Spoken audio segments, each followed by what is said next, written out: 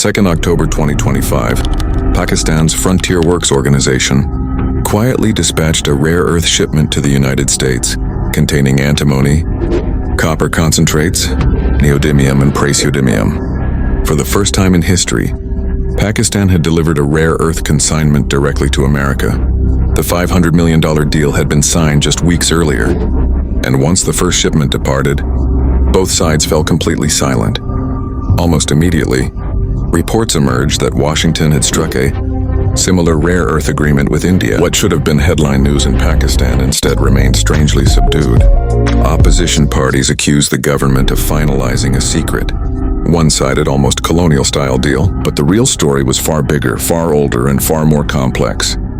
It begins in 1899, on a tiny Pacific island called Nauru, just 21 kilometers wide, one of the most isolated human settlements on Earth.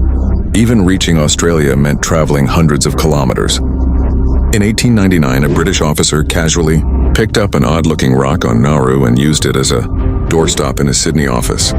No, one realized that the world's most valuable rock was literally holding a door open. 3 years later, someone suggested testing the stone. The results were astonishing. It contained the purest phosphate ever discovered. From that moment, Nauru's destiny changed forever. Between 1906 and 2000, British, American, and Australian companies flooded the island, whose population barely crossed 11,000. Investment exploded. By the 1970s, Nauru had the second highest per capita GDP in the world after Saudi Arabia. With virtually no population and unlimited income, Nauruans lived in extreme comfort, even chartering private jets for vacations. But by 2000, the island had been stripped of 80 million tons of minerals. Its land was destroyed, its economy collapsed, and the foreign companies simply packed up and left. Overnight, Nauru went from the world's richest microstate to a nation with almost no functioning economy. Today, nearly 90% of its people suffer from obesity, relying almost entirely on imported food. The island's only real income now is from hosting Australia's offshore refugee detention centers. Nauru's story was a brutal, unforgiving U-turn. And the question today is, are Pakistan and India about to repeat the same pattern, just with different minerals? Your smartphone alone uses about 17 rare earth elements. Each device contains around 0.03 grams of them, but an F-35 fighter jet requires 418 kilograms of rare earths. A single Virginia-class submarine requires 4,600 kilograms. One fighter jet consumes as many rare earth minerals as 15 million smartphones. Modern warfare, missiles, drones, precision equipment, night vision systems, radars, depends entirely on these materials. Without them, both civilian technology and military industries collapse, and almost the entire supply chain is controlled by one country. China. Ironically, rare earth elements are not actually rare, they are scattered across many parts of the world.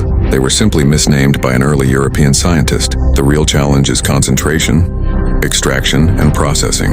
In 1992, China's Deng Xiaoping identified rare earths as China's strategic leverage.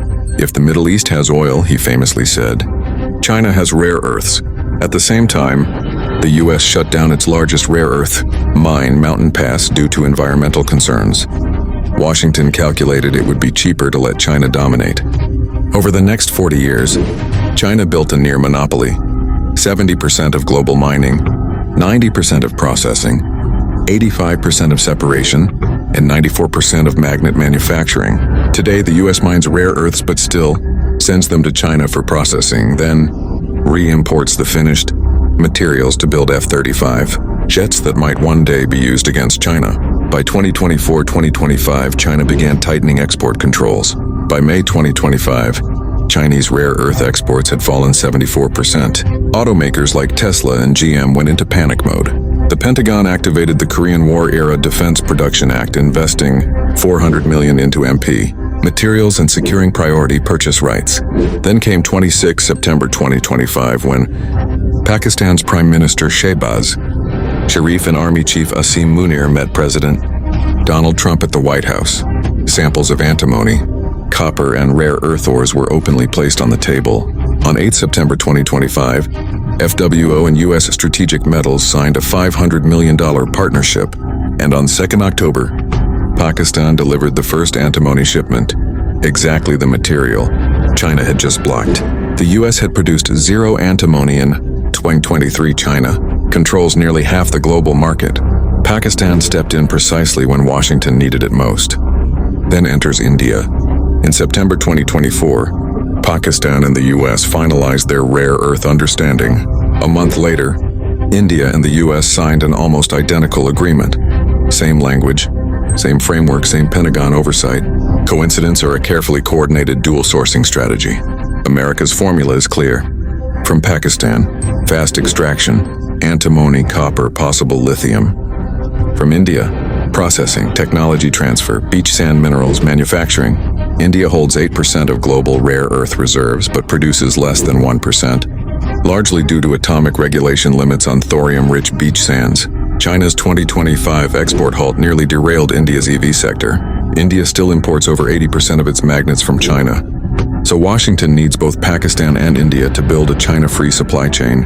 Pakistan's reserves are often claimed to be worth $6 to $8 trillion, but realistic extraction estimates fall between $100–300 billion over multiple decades, putting Pakistan in a Tier 2 category, comparable to Vietnam or Myanmar.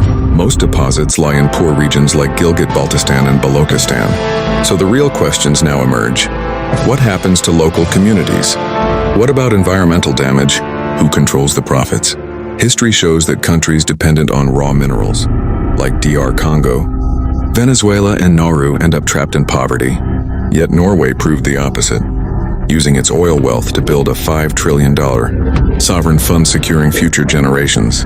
Today, Pakistan stands at a decisive crossroads. Will it become Norway or Nauru,